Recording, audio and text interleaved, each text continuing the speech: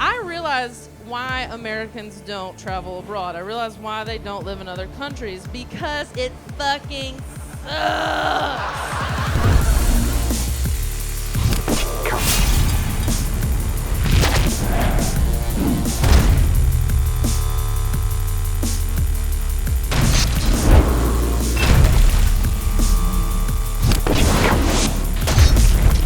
Welcome to This Is Not Happening presents World of Blunder. If you've never been to the show before, it's just a bunch of comics telling fun stories about real shit that happened. Give it up for Miss Fortune Feimster, everybody.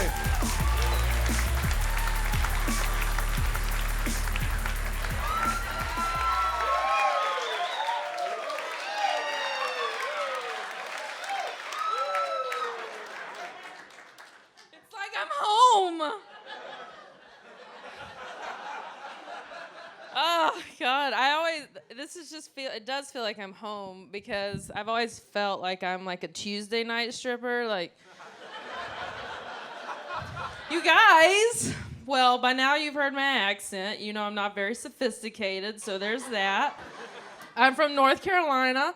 And, I grew up, I guess what you would call like a redneck. I was a redneck. Like, I wasn't like one of those people that like walked into a gas station barefoot like Britney Spears. That's just gross. Like, I had class.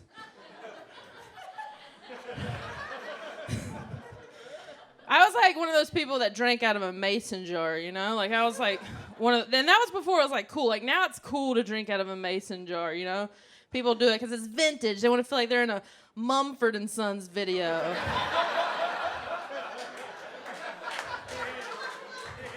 They're like, I want to drink out of a mason jar. It's cool. I was like, I drank out of a mason jar because I was a redneck. Like, I had green beans in a mason jar like 2 days before, and now I'm drinking out of it, I want to drink out of my mason jar. I want my mason jar. That's what's happening now. I'm just telling you guys. I drank out of a mason jar before it was cool. So one thing my family didn't do, we didn't travel. Like, that was not our thing, Our idea of branching out was going to the hometown buffet, like, across town. Like, that was dangerous. And if we wanted culture, I went to a Chinese restaurant and ordered lo mein. Like, that was culture to me. Or I would put hollandaise sauce on my steak instead of A1 sauce, which is delicious. That just makes me really hungry. I love A1 sauce.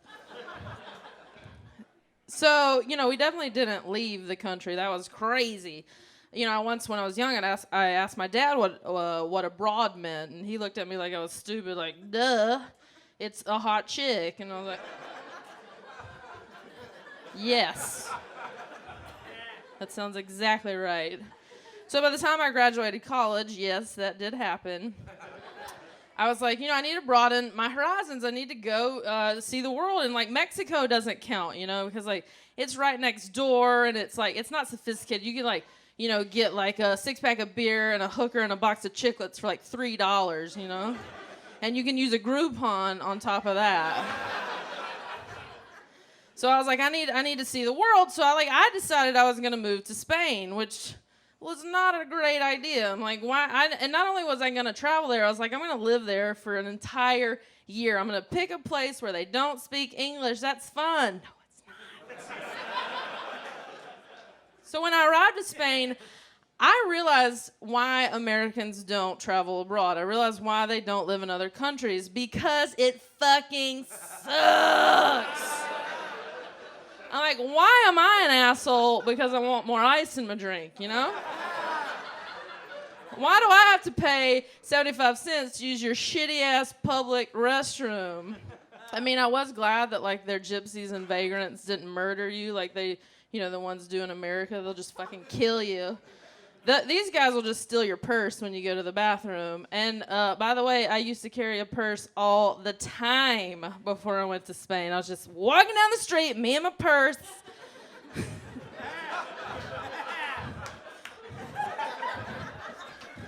Just me and my purse going to Starbucks, drinking out of a mason jar. Now I don't carry a purse. Thanks a lot, Spain.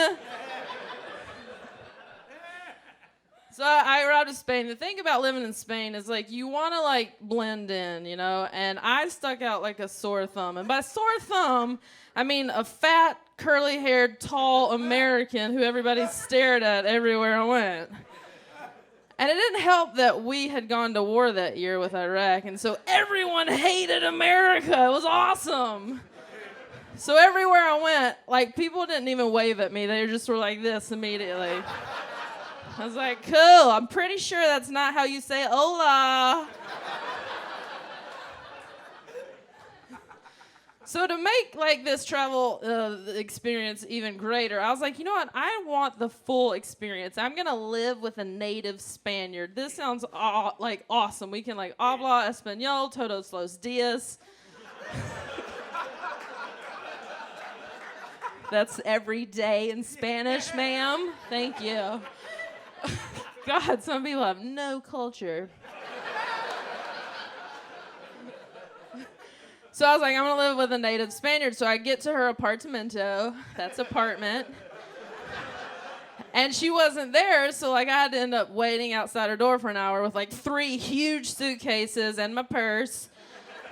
So the lady comes home. She's, like, 80 years old. She's, like, cute. She's adorable. She's, like, this Spanish Betty White. I'm like, oh, my God, this is going to be amazing.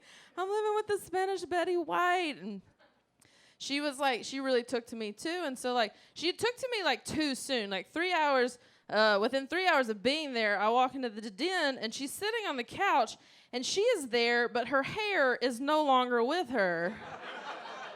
I'm like, she had hair when I showed up. I know she had hair when I showed up. These are the kind of things you don't forget. She did not have hair. So I'm, like, scanning the room, and all of a sudden I see a wig just, like, hanging on the lampshade. I'm like, oh, my God, that's her hair. Holy shit. Oh, my God. And she's sitting there on the couch, and she just has 2 sprigs of curly hair. Just 2 sprigs just hanging out like that. Like that, ma'am. Just like, in your face. I'm like, oh, my God. She showed me to my room. I was like, okay, I can handle this. Like, whatever, I can get past this. She showed me to my room. It's the size of a closet. And at this point, I didn't know I was a lesbian yet. What? You're a lesbian? That's crazy. You're so feminine. I know. Thank you. So at this point, I am living in a closet, both literally and figuratively. It's not great. So the thing about this lady is that she wanted to turn me into a señorita. She wanted me to be, like, the best future housewife to a man ever. Like, she's like, I got to prepare you for your future husband. And I'm like, I think it's going to take a lot more than cooking and cleaning, but cool. Like, whatever, we'll try this. And so she would, like, hand me a broom, and I would pretend to be allergic to it. I was like, no. And I even tried to get my own haircut. I tried to get a haircut. I go to the beauty parlor. That's what we call them in the South, beauty parlors. And I go there, and I tell the guy I want a trim. I'm like, I want a trim. In America, a trim is like, that much, okay? In Spain, you end up looking like Miley Cyrus, and not in the good way. I'm like, at the end of this haircut, I'm like this. I have no hair. I look like Katie Lang. That's a lesbian. She's not great. So I'm freaking out. I'm like, oh my God. I don't know what to do. And, like, I need a friend. I need a Betty White. I need to eat cheesecake with somebody. So I'm like, I know what I'm gonna do. I'm gonna go home, and I'm gonna find the one person who understands what it's like not to have hair. She will understand my plight.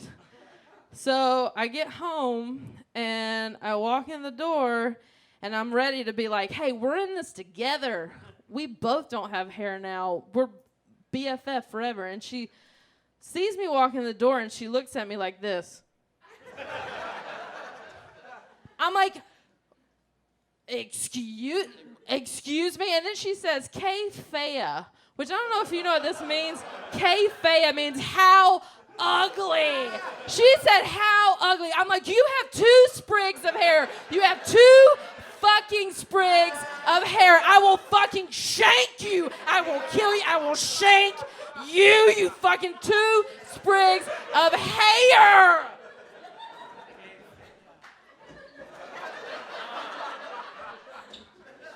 So I was like, I'm done. I said, I'm done with you. I am done with Spain.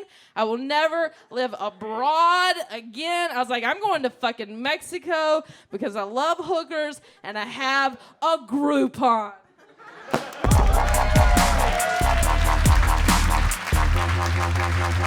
Fortune Feimster, everybody. Fortune Feimster. Last week, in honor of Trevor Moore, I asked you to tell me stories of road rage, and there were some great ones. Apparently, you guys are very, very angry when you get behind the wheel. So here's one of the best ones we saw this week for our comment section contest, I guess we'll call it. Where would you move if you had to move somewhere? If you start getting sick of America and you had to go somewhere else in the world, where would it be? That's it, everybody. Don't forget to click on the Reddit link to join in the conversation for this story. Use the hashtag This Is Not Happening on Twitter. Follow me on Twitter @Ari Shafir. See you next Tuesday.